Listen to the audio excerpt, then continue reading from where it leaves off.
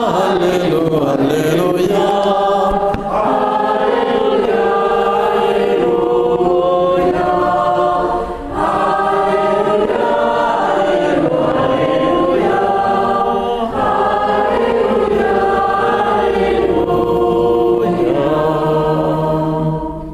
Le Seigneur soit avec vous. Évangile de Jésus-Christ selon saint Jean. En ce temps-là, Jésus déclara : Moi, je suis le bon pasteur, le vrai berger qui donne sa vie pour ses brebis. Le berger mercenaire n'est pas le pasteur. Les brebis ne sont pas à lui. S'il voit venir le loup, il abandonne les brebis et s'enfuit. Le loup s'en empare et les disperse. Ce berger n'est qu'un mercenaire. Et les brebis ne comptent pas vraiment pour lui. Moi, je suis le bon pasteur. Je connais mes brebis et mes brebis me connaissent. Comme le Père me connaît et que je connais le Père. Et je donne ma vie pour mes brebis. J'ai encore d'autres brebis qui ne sont pas de cet enclos. Celles-là aussi, il faut que je les conduise. Elles écouteront ma voix. Il y aura un seul troupeau et un seul pasteur. Voici pourquoi le Père m'aime, parce que je donne ma vie pour la recevoir de nouveau. Nul ne peut me l'enlever, je la donne de moi-même. J'ai le pouvoir de la donner, j'ai aussi le pouvoir de la recevoir de nouveau. Voilà le commandement que j'ai reçu de mon Père.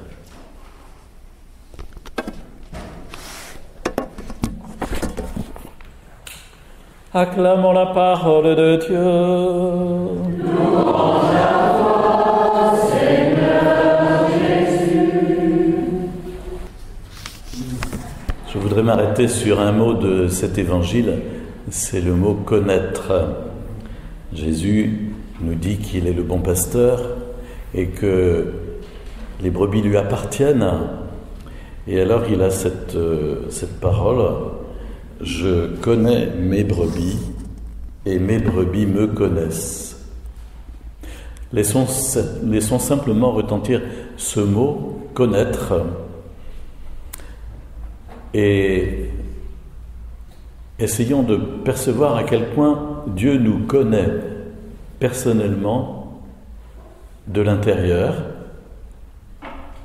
Le pape François faisait mercredi une catéchèse sur le baptême, place Saint-Pierre, et il disait que nous portons tous un prénom, et quand on se présente quelque part, on dit « je m'appelle comme ça », voilà. Et nous ne sommes pas anonymes, nous portons un prénom, et nous sommes connus ainsi par notre prénom, par notre nom. Et Dieu nous connaît non seulement par notre prénom, mais il nous connaît totalement par le dedans de nous-mêmes. Et Jésus, en ce sens-là, est un bon pasteur, c'est-à-dire qu'il nous conduit en nous connaissant. Il nous conduit en nous connaissant. On reproche souvent à Dieu, comme ça, de ne pas nous connaître. Vous savez, quand il nous arrive des pépins dans la vie, des difficultés, on fait un peu d'acidité au niveau de l'estomac, et puis on dit à Dieu, voilà, si tu m'aimais, tu n'aurais pas permis cette chose-là quand même, il ne faut pas exagérer. Et on en a toute une kyrielle comme ça. Et le Seigneur nous conduit parce qu'il nous connaît, il nous conduit bien parce qu'il nous connaît bien. Et voilà, c'est une chose à nous dire et nous redire. Seigneur, tu me connais, tu sais qui je suis, tu sais ce qui est bon pour moi, tu m'aimes, tu es mon pasteur et tu me conduis. Et puis, il y a l'autre versant où nous sommes appelés à connaître Dieu. Ça, c'est la deuxième lecture où Saint Jean, dans un passage qui est magnifique, nous dit « Dès maintenant, nous sommes enfants de Dieu et Dieu nous a donné un grand amour pour que nous soyons appelés enfants de Dieu. Et nous le sommes vraiment, dit-il. » Et il ajoute « C'est pourquoi le monde ne nous connaît pas. Et si le monde ne nous connaît pas, c'est qu'il n'a pas connu Dieu. Voilà. Les chrétiens demeurent un mystère pour le monde, pour l'esprit du monde. Nous ne sommes pas connus vraiment pour ce que nous sommes par le monde. Pourquoi ? Parce que le monde ne connaît pas Dieu. Le monde ne connaît pas Dieu, n'est pas branché sur Dieu directement. Et donc il a du mal à être branché aussi sur les chrétiens et à les percevoir comme tels, parce que voilà, il y a quelque chose, il y a une interpénétration qui ne se fait pas. Mais nous connaissons Dieu, et est-ce que c'est quelque chose qui nous, qui nous réjouit et dont nous avons conscience pleinement de connaître Dieu par la foi. Certes, c'est dans l'obscurité, nous ne voyons pas clair, nous ne voyons pas Dieu face à face, nous ne faisons pas de grandes expériences mystiques, mais nous sommes dans l'obscurité de la foi. Mais par cette foi qui nous a été donnée à notre baptême, nous sommes capables de dire « Dieu, je te connais. Dieu, je veux t'aimer. Pauvrement, mais je veux t'aimer parce que je te connais et que tu me connais. Et je veux entrer dans une connaissance toujours plus profonde de qui tu es, de ton amour, de ta paternité. Et je te demande de mettre en moi ce désir encore plus profond de te connaître toujours plus et de te révéler plus profondément à moi. » Au fond, on n'aime que ce que l'on connaît. En ce sens, tous les parents qui me disent, au moment où ils viennent présenter leurs enfants au baptême, on verra plus tard, quand il sera grand, il fera son choix. En parlant du catéchisme, par exemple, je dis, ça c'est une illusion. Il ne pourra rien choisir si vous ne l'envoyez pas au catéchisme. Il faut d'abord connaître pour aimer. Et il faut apprendre à connaître. Et il nous faut apprendre à connaître Dieu pour vraiment l'aimer du fond du cœur.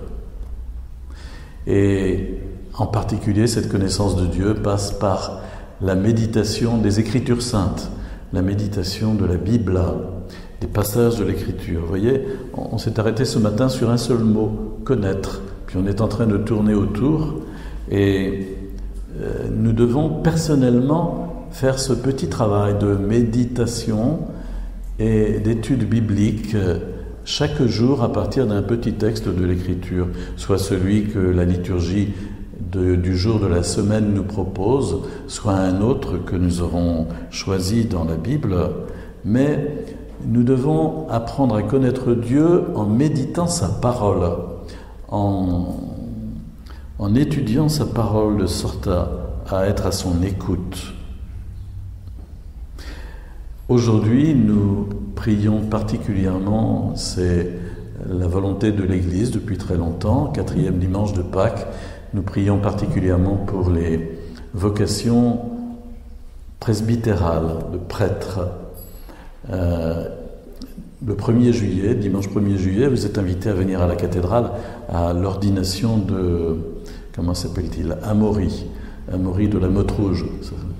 C'est un nom étonnant, la Motte Rouge. Et voilà, il va être ordonné prêtre alors qu'il a une bonne quarantaine d'années et qu'il a une vie professionnelle derrière lui et qu'il a choisi de l'arrêter pour entrer au séminaire et devenir prêtre. Et nous nous réjouissons de ces hommes d'âge mûr qui demandent à être prêtres au service de notre diocèse. Mais il nous faut prier le Seigneur de nous aider à faire mûrir les autres vocations qui sont parmi nous. Vous savez, une vocation, c'est un peu comme une plante, ça s'entretient. Il faut l'arroser, il faut la mettre au soleil de temps en temps, il faut lui parler, et il faut... Voilà. Et il faut en prendre soin. Et le Seigneur appelle, sans doute, mais quelquefois, dans les familles, on ne prie pas ou on prie peu, et puis on ne souhaite pas vraiment qu'il y ait une vocation. Vous savez, il y a des parents, quelquefois, quand on leur dit « mais est-ce que vous accepteriez qu'un de vos enfants soit prêtre? Alors, il faut une tête de 6 pieds de long en disant c'est pas un truc qu'on aurait souhaité, mais enfin, bon, si on peut pas faire autrement, bon. Et tant qu'on aura ce type d'attitude, évidemment, je crois pas que les jeunes seront très motivés pour être à l'écoute de l'appel de Dieu en eux et pour répondre, parce qu'il leur manquera autour d'eux le support des adultes qui auraient pu les aider, comme un tuteur va aider la plante à grandir, qui auraient pu les aider pour que mûrisse cet appel de Dieu afin qu'ils y répondent. C'est notre responsabilité aujourd'hui, en tout cas, prions, et je ferai une petite prière à la fin de la prière universelle, celle que je fais tous les jeudis à la messe de semaine le matin, pour demander au Seigneur de nouvelles vocations sacerdotales au service de notre diocèse.